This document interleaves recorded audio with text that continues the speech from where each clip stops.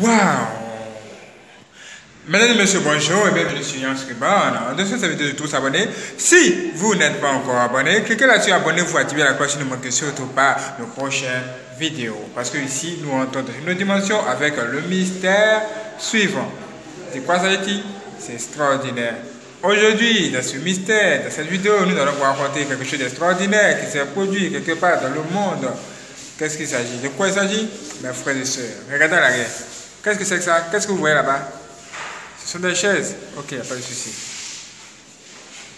Un jour, un homme a marié une femme, une fille. Après, elle est devenue une femme parce qu'elle est maintenant mariée. Mais ce dernier aura plus tard des problèmes avec son beau-père, c'est-à-dire le père à sa femme. Et le problème là, ça va aller loin, au point où les deux vont se bagarrer et ce dernier va tout simplement assassiner, tenez-vous bien, il va assassiner son beau-père. Puisqu'il a assassiné son beau-père, la justice va le condamner à mort. Ça veut dire quoi? Il va être tué. Lui aussi, ils vont le tuer. Mais avant de le tuer là, ils vont lui demander, ils vont lui dire, quelle est la dernière chose que tu aimerais faire avant de mourir? Et vous savez ce qu'il a dit?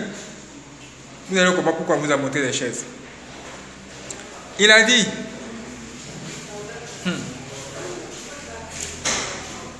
la dernière chose que j'aimerais faire, c'est de me rendre dans mon bar préféré et de m'asseoir sur ma chaise préférée.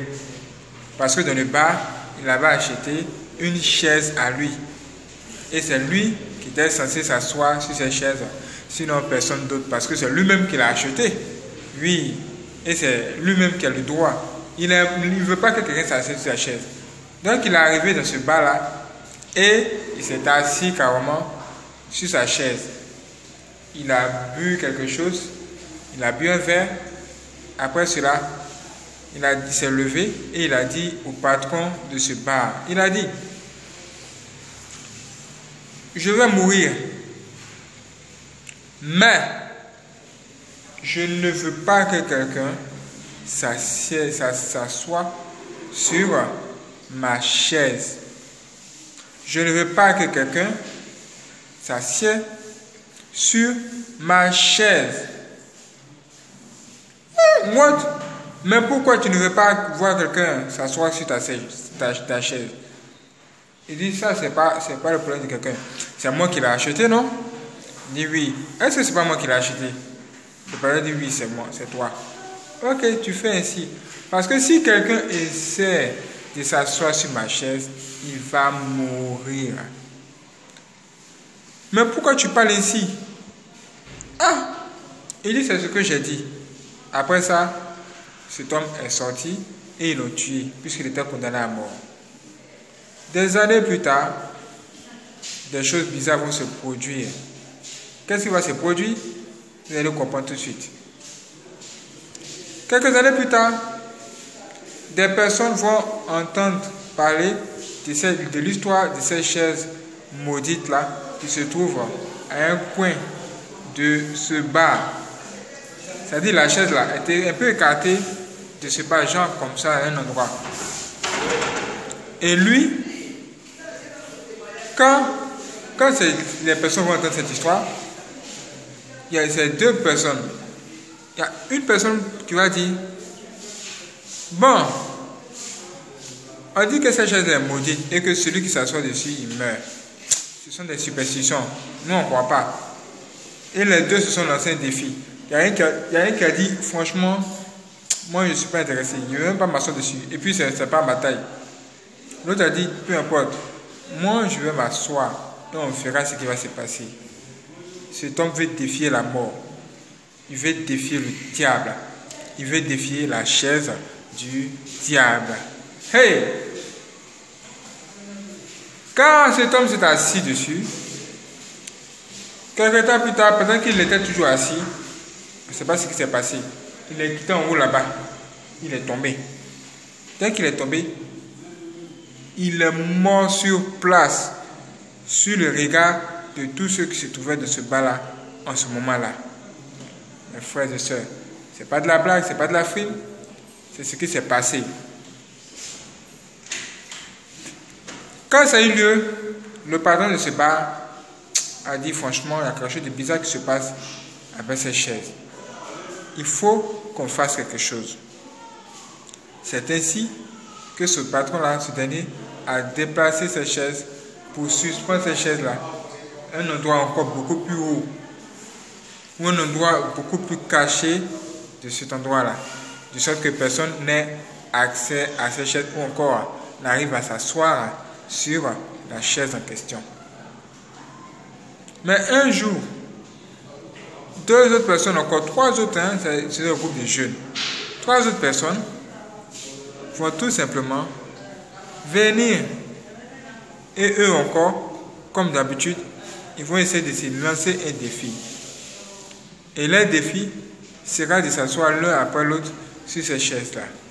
Puisque c'est une chaise maudite, eux ont dit que peut-être que le premier accident, c'était une erreur. Donc ils vont s'asseoir et eux-mêmes vont voir ce qui va se passer après. C'est ainsi que ces derniers se sont tout simplement assis sur cette chaise-là. Et quand ils se sont assis l'un après l'autre, ils sont sortis après de ce bar. Ils ont même oublié cette histoire. Ils ont apporté un véhicule et dit, mes frères et sœurs, ce véhicule qu'ils ont apporté là, ce véhicule a eu un accident. Ils sont tous morts. Aucun survivant. Hein? Le patron de ce bar a compris que ça devient grave. Et cette chaise-là a commencé maintenant à faire peur à tout le monde. Donc le patron a pris la chaise et a le mettre cette chaise-là, genre dans le grenier. Il a carrément pointé cette chaise en haut comme ça. En haut, comme ça. Waouh! Et lui, il n'espérait même pas qu'un jour, quelqu'un puisse tout simplement avoir accès à cette chaise. Mais un jour, ce dernier va perdre la vie. Ce patron-là, il va mourir. Quand il va mourir, est-ce que c'est ce qui va se passer? Son fils va venir prendre tout simplement sa place dans le bar. Son fils déjà sait l'histoire de cette chaise. Il sait tout. Donc, on n'a pas besoin de lui dire que cette chaise-là, elle était à la base de beaucoup de problèmes qui sont arrivés dans ce bar. Donc, lui, il sait ce qui se passe. Cette histoire, il connaît bien cette histoire, comme vous et nous maintenant. Voici qu'un jour, il va inviter ses amis à l'aider à nettoyer un peu son bureau, toutes ces choses. Peu de temps après, ils vont se retrouver où? Dans le grenier là. Et ses amis vont voir cette chaise là. Quand ses amis vont voir cette chaise, il va dire à ses amis déjà que vous voyez cette chaise que vous êtes en train de regarder de façon mystérieuse là. Elle est effectivement mystérieuse. Elle a tué plus d'une personne ici. Tellement elle est grave, on a décidé de la mettre en haut là-bas. Il y a un qui a dit, ah d'accord, c'est de cette chaise-là dont il s'agit. La chaise maudite. Si elle est vraiment maudite comme vous le dites là, moi franchement, je vais essayer de m'asseoir là-dessus pour voir. Souvent les jeunes franchement, hein, les jeunes font des choses vraiment trop bizarres. On te dit que l'alcool ça nuit à la santé, mais tu bois. On te dit que la cigarette là, ça nuit à la santé, mais tu bois. Les rapports sexuels, on te dit même non protégé, ça nuit à la santé, mais tu cherches les femmes. On leur dit encore que il faut respecter les aînés, mais ils ne respectent personne. Alors que ce sont les recommandations de Dieu. Et la mort est derrière celui qui va désobéir à cela, parce que désobéir à cela, c'est un péché. Et le salaire du péché, c'est la mort. Mes frères et sœurs, est-ce que vous comprenez? Est-ce que vous voyez? C'est tout. sauf de la blague. C'est tout sauf de la blague. C'est pas de la blague, hein. Voici que cette année encore, par la curiosité, même les jeunes sont très curieux. Les jeunes d'aujourd'hui sont vraiment curieux. Tu vas le voir. Lui, il va passer tout son temps à faire quoi? À chercher à savoir ce qui se trouve, il ne sait pas, dans une femme. Jusqu'à, il va aller chercher à savoir qu'est-ce que ça fait de coucher avec une femme la même nuit. C'est ce qui t'intéresse. Est-ce que ce sont des choses bonnes à faire? Mes frères et sœurs, c'est pas de la blague, hein. C'est dangereux. Quand on vous dit qu'il y a un problème ici, là, ne cherchez pas à voir avant de croire. Croyez sans avoir vu. On vous dit que l'enfer existe. Toutes ces choses sont réelles. Il ne faut pas pécher. Ne pêche pas. Il ne faut pas dire qu'il y a cherché à voir avant de faire quoi que ce soit. Mais il y a des choses qu'on voit là, et puis on ne reste pas en vie. Un homme, par exemple, se trouvait sur une plage. Il se préparait même à aller pêcher. Sans son consentement même là, il a vu une sirène. Mes frères et sœurs, quand cette sirène-là s'est aperçue qu'il a vu, cette sirène-là lui a dit que tu m'as vu, tu as eu peur. C'est sûr que tu vas raconter à tout le monde que tu m'as vu. Puisque c'est ainsi, nous devons te tuer. Mais moi, je n'ai pas envie de tuer quelqu'un. Je vais te lancer un sort, tu ne vas plus parler. Voici comment il a lancé un sort, il ne pourrait plus parler, il ne pourrait plus raconter ce qu'il a vu. Là, ce n'est pas lui qui voulait voir. Mais là, il y a des problèmes parce qu'il y a des choses qu'on ne voit pas, on n'entend pas. C'est comme ça la vie. Cette chaise-là, on te dit que cette chaise-là a tué des gens. Toi, tu vas aller t'asseoir dessus. Voici comment il va aller s'asseoir aussi. Mes frères et sœurs, ce qui va se passer avec lui-même là, c'est grave. Lui là, il y aura un accident d'hélicoptère. Dans cet hélicoptère-là, il serait dedans. Et c'est là qu'il va perdre la vie. Finalement là, plusieurs personnes sont décédées sous la parole d'une personne qui est déjà morte. Quelqu'un m'a dit, mais pourquoi la parole d'une personne qui est décédée a toujours des effets sur des gens qui sont vivants? Mes frères et sœurs, si vous ne savez pas, nous sommes observés par des démons. Et quand vous prononcez une mauvaise parole, il y a un démon qui est au cimetière là-bas. Là.